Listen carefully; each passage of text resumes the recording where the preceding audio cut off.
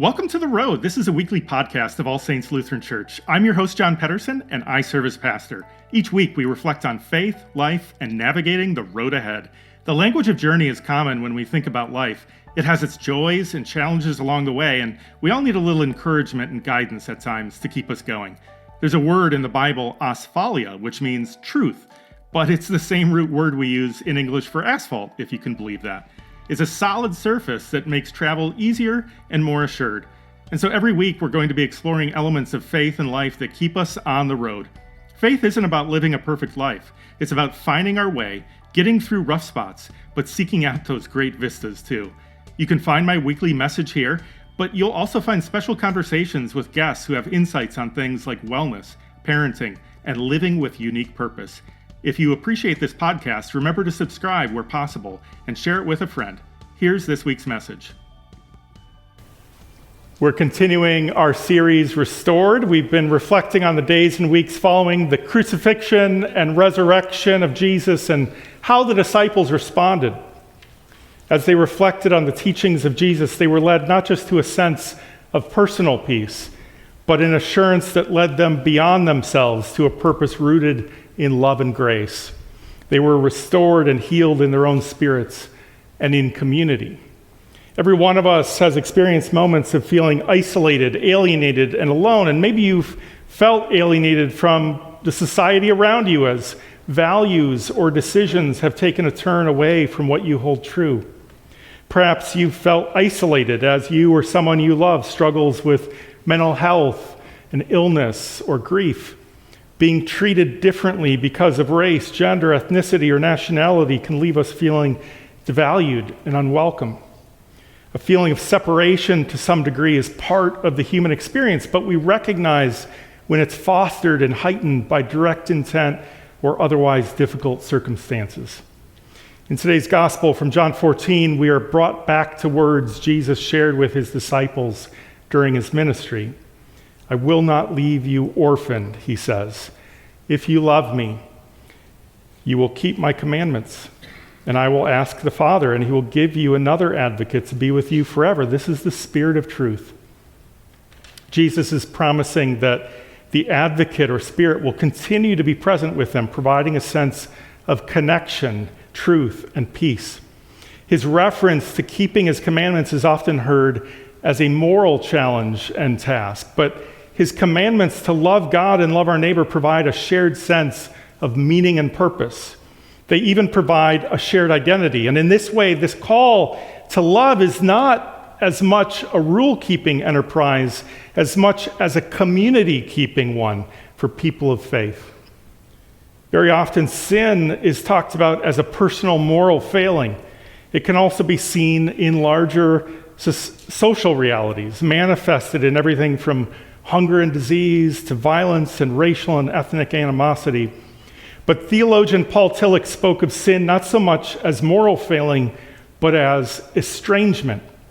Estrangement from God, from ourselves, and from others.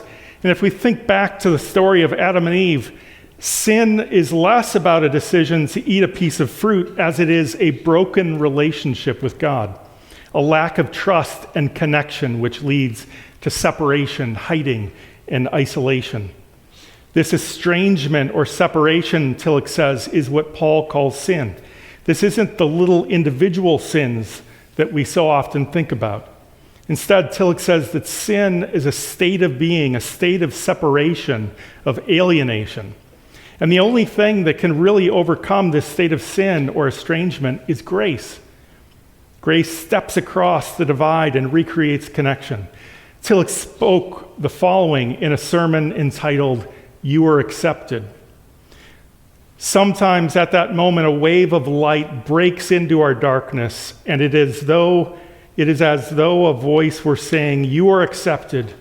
You are accepted, accepted by that which is greater than you, and the name which you do not know. Do not ask for the name now. Perhaps you will find it later. Do not try to do anything now. Perhaps later you will do much. Do not seek for anything. Do not perform anything. Do not intend anything. Simply accept the fact that you are accepted. If that happens to us, we experience grace. After such an experience, we may not be better than before, and we may not believe more than before, but everything is transformed. In that moment, grace conquers sin, and reconciliation bridges the gulf of estrangement, and nothing is demanded of this experience. No religious or moral or intellectual presupposition, nothing but acceptance. Throughout Jesus' life and ministry, he created connections. He reached across lines of separation and invited people into conversation and relationship. He stepped into places of grief and suffering to offer his own presence. For some, those were moments of pure compassion. For others, whether through the words he shared or his very presence, he prompted a change of heart, mind, and direction. But all of it was an expression of new relationship and an offer to bring healing and restoration. Often we want to fix moral problems by implementing more laws. From a Christian perspective, most of the Old Testament, with the introduction of the commandments, is an attempt to teach people to do the right thing. The commandments are good. They provide instruction and encouragement. But as we might notice or experience today, simply telling people what to do doesn't always lead to the right behavior, even when the reasons and outcomes seem obvious. Psychology and sociology have taught us that our actions can spring from a deeper place that we're not always fully conscious of. If our desire is to bring about a better world and to help people find a better way, more and stricter rules seem like a clear path, but they are only a partial fix, if at all. What we know is that when people are living in fear, when the ground is disappearing beneath them, when they are alone, they are more likely to make less ethical choices. They are less likely to care about the needs of their neighbor. What is often regarded as the first covenant in the Bible was the presentation of 10 commandments to repair a broken world and broken relationships between us and God and between people. Follow these and everything will be better. The commandments remain guideposts for us. They remain essential in the way that they set out a vision for what our life is supposed to be like together as a faith community. The 10 commandments were intended for a faith community, not the whole society. They require adherence. But the second or new covenant is the coming of Jesus. It's God's choice to repair the separation between us through forgiveness and grace. It's an unconditional gift of God's presence and love. Many become uncomfortable with a grace that requires no conditions. There may be times for conditions, but grace is like a diplomatic visit to an adversary that breaks through the logjam of demands and grievances by simply starting talks again, demands aside. It's a gift and it's a relationship that requires no faith or adherence to any rules or requirements. It's simply God's gift to show up. Sometimes it's God's act of grace that helps us finally see, as Tillich says, a wave of light breaks into our darkness. Grace is generous because it widens community. It makes relationships across divides possible in the same way that Jesus demonstrated again and again in his ministry. There is delight and meaning to be found in what makes each of us unique. It's also true that there are many things that we have in common and which bind us together. In a time of great division, it's important to find new ways of expressing our shared humanity and to build a foundation for shared living. The encouragement to love without condition offers that kind of foundation. In Acts 17, which we heard earlier, Paul is speaking to people who were neither Jewish nor Christian. These were people who worshiped gods of the Greek pantheon like Zeus, Apollo, and Dionysus. But there were also many who were Stoics, Cynics, and Epicureans, which were prevailing philosophies, which were at their historical peak in that moment. Paul speaks to all of them when he says, "The God who made the world and everything in it, he who is Lord of heaven and earth, does not live in shrines made of human hands, nor is he served by human hands as though he needed anything, since he himself gives to all mortals life and breath and all things. Regardless of whether those gathered accepted Paul's conception of God in history, Paul was seeking to share a story of creation and history that included everyone. He continued, from one ancestor, he made all peoples to inhabit the whole earth, so that they would search for God and perhaps fumble about for him and find him. Though indeed he is not far from each one of us. For in him we live and move and have our being, as even some of your own poets have said, for we too are his offspring. Paul's words eventually point to Jesus as an expression of this God who has created all of us. But he also points to their own poets and draws on some of their own philosophies and language here and elsewhere to create a connection and a sense of shared purpose. As Paul walked through Athens and saw so many statues to various gods, he felt quite different from them and estranged from the people of Athens. And yet he sought to create connection. In 2 Corinthians 5, Paul famously writes, all this is from God who reconciled us to himself through Christ and has given us the ministry of reconciliation. That is, in Christ, God was reconciling the world to himself, not counting their trespasses against them, and entrusting the message of reconciliation to us. Working toward reconciliation is a way of reestablishing belonging for ourselves and one another.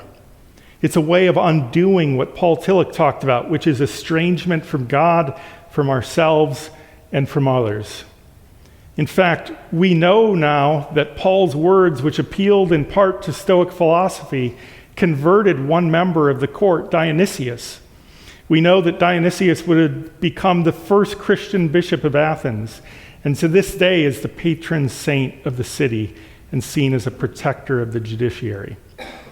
A state of isolation and estrangement leads to a sense of rejection and abandonment.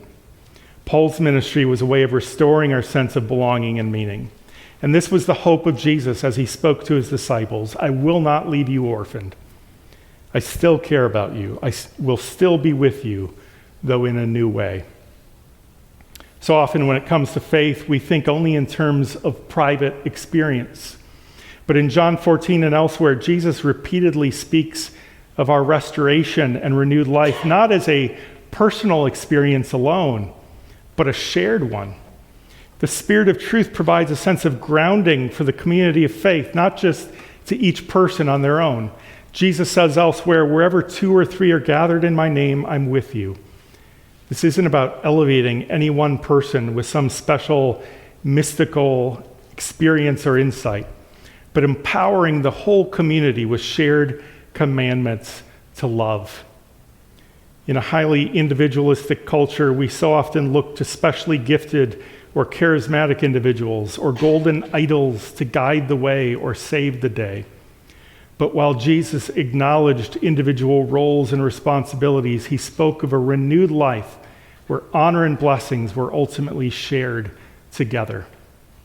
And so Jesus says, if you all love me, you will all keep my commandments, because restoring a relationship between God and humanity is not based in fear or discipline or human methods ultimately, but in love. His commandments are an embodiment of that love, and it's about bringing that same love to our neighbors. When this unconditional love spreads, it makes restoring community possible. It makes hope possible again. In God's grace, we belong. We're no longer isolated or estranged. Even when forces in the world seek to make us feel less than, we know that we have a place of honor in God's presence along with every neighbor. The presence of Jesus does not depend on physical presence, but on the presence of the love of God in the life of community.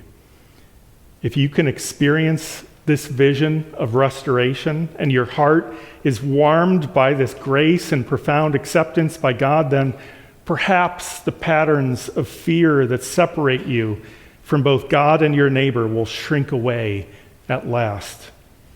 Jesus said, because I live, you also will live. May you live in knowing that you belong and that the grace shared with you has been given to all. Amen. That's this week's message. You don't have to navigate the road ahead alone. You can join with others at All Saints. Visit allsaintsmtka.org for more information. Have a great week.